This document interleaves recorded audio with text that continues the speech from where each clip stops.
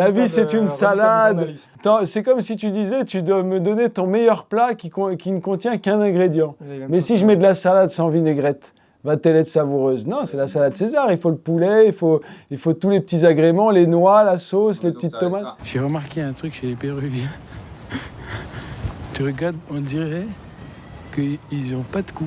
Raphaël Quenard, illustre pantin qui aime à gesticuler devant un objectif. Hugo David, auteur, réalisateur émérite, jusqu'ici couvert de gloire, promis à une belle carrière. Nous, notre seul but, et le plus noble d'entre tous, il est de divertir.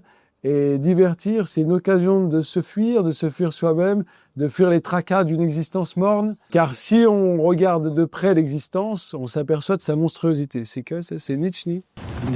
C'est des coups max de genre...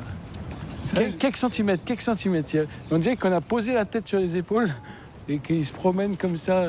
Le film, c'est quoi? Il s'attache à décrire la trajectoire d'un homme biscornu qui va se mettre en quête et va pourchasser quelque chose, une forme de réussite avec une ambition un peu maladive. Il va s'apercevoir que sa quête est vaine.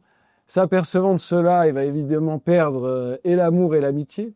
Et comme dans toute situation, comme l'amitié est le dernier rempart du désespoir, il va s'y réfugier et prolongeant cette amitié jusqu'aux confins des Andes, il va trouver des réponses au terme d'une aventure des plus rocambolesques. C'est vrai que c'est un peu marrant, on dirait des toupies.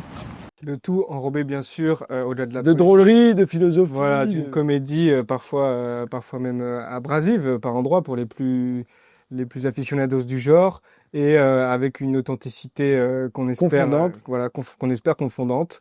Notamment sur l'authenticité de cette amitié que vous pouvez constater ici chez vous, spectateurs du Figaro, en voyant à quel point Raphaël et moi sommes amis dans la vraie vie. Exactement, car ce film n'a été conçu qu'à l'aide d'une caméra et de 2 personnes, et donc la légèreté de ce dispositif, elle permet d'aller dans une profondeur émotive et sentimentale qui est plus grande du fait de l'absence de tout ce dispositif contraignant qui est celui avec lequel d'habitude on fait du cinéma.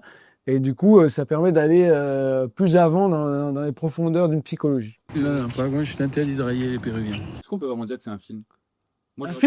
Pour moi, c'est plutôt une sorte de reportage documentaire sur vous. Jure? Si cette fiction a réussi à te faire croire à une forme de vérité de documentaire, c'est peut-être parce que c'est une redoutable fiction, puisque chaque fiction tend, n'est-ce pas, à te faire oublier la morne et triste réalité de la vie qu'on mentionnait plus tôt, pour te faire croire à une histoire au moins l'espace d'un instant.